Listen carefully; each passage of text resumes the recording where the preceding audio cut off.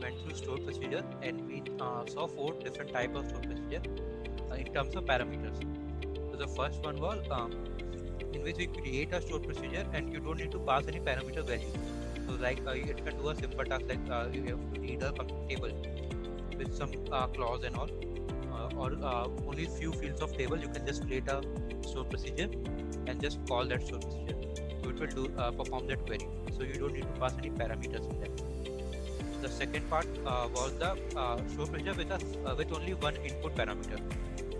So in this, you can put a where clause kind of stuff. So where you can just pass an input parameter, and it would perform your query based on that the equation which you have given. So whenever you change the value, the output would change.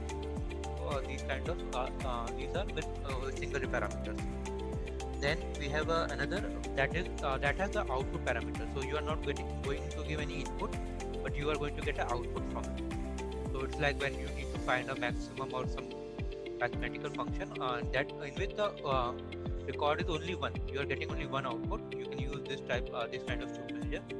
So it will just give you the output. You just call it and give a parameter. So that parameter will store the value of the output, and you can just do a select and parameter name with its value. The last was in and out parameter. So in this store procedure, you will give both input and output variables. So you will input a value based on for the condition you want to give, and you will give the output as well. So it will just store the output and give you the result. So today what we are going to do is we are going to for the store procedure in which we are going to use various functions like if functions and case function and loop. So let's start with the if function. So now we are going to create a store procedure in which we are going giving both in and out parameters. So our input parameter is customer number, that is an int, and our output parameter is customer level, that is a character. Also in the store procedure we are declaring a variable called customer level C level, that is whose value is decimal 10 to 10 comma 2, basically 2 places of decimal, and the default value is 0. What we are doing is we are reading our customer table and we are checking if the customer number equal to customer ID. We are taking its grade into our parameter which we declare C level. So we have different types of grade. Like for customer table, this is a customer ID. We are comparing that with the customer number, and we are taking a grade in the C level. So we have 100, 0, 300, 200, these types of grades. We are passing that grade into C level, and then we are putting a if clause. So if C level is greater than equal to 300, then the customer level is platinum, else the customer level is not platinum. So basically we are reading our table and we are putting a set of conditions in our store procedure. So when we just run this, now our store procedure has been created, and let's check for our first customer 3001. So for 3001 the grade is 0, so it should come at not platinum category. If we run this,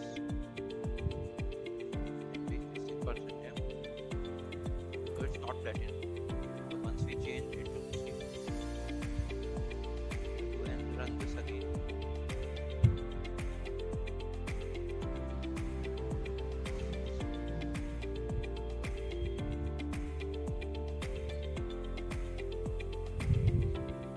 so let's okay, 300 is 100, that's why let's go for 3008.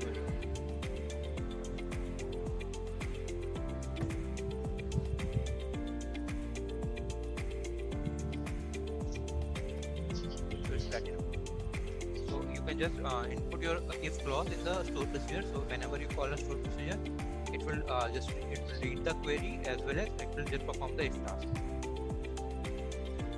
Any doubts in this part? No, sir. We can proceed. So the next is we are going for a case function. So it's similar like if function. So here what we are doing is we are getting the shipment, how how much time will it take for the shipment based on the cities they are, the cities the customer are. So what we are doing is first we declare the same customer number and we are getting taking output variable of p ship. Then we declared a variable called customer city. So it's a simple query that if the customer ID is equal to customer number, we'll take the city into the customer city, and then we have a case clause. So when the city is New York, make it it's a 2-day shipment. When it's Paris, it's a 3-day shipment. Else it's a 5-day shipment. We'll just run this query. So our store procedure has been created. Now we'll just pass the customer ID. So if we pass 3002, 3002 customer is in New York. So it would come as 2-day shipment.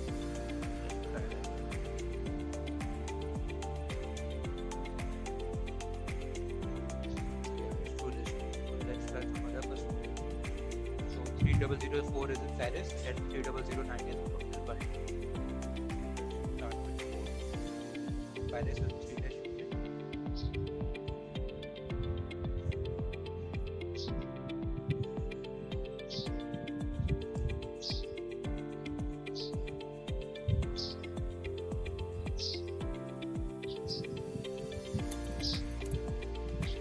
This was if clause and a case clause. So any doubt in these two? Swap around. So first you are calling the store procedure, then you are just giving the select statement at C, right? Yeah. So can't we just, for example, city, you are just going to the other sheet and referring what is that? So can't we show like select at C, comma like city or something? So everything in a single row or something the same result. You can do like this.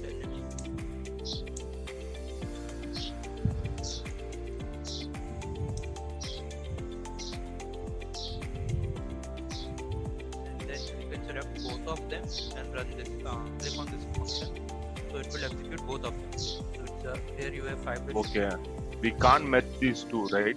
So this at C with that existing table. No, you can't merge a single output with a table. You have to go for a join or union. You create something join union, then you need to see. Okay. Swap, what if you give like select star comma @C from customers?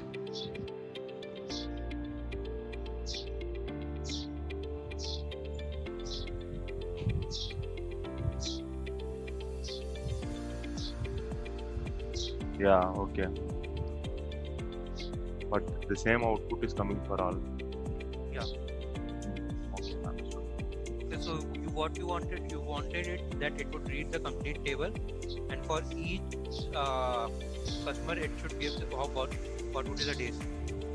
Did you want something like that? Yeah, now I got the idea like what I want. Now we can just select star at C from customer where customer ID equal to 3092. I will get whatever I wanted. Yeah. So this was the if and case statement. Now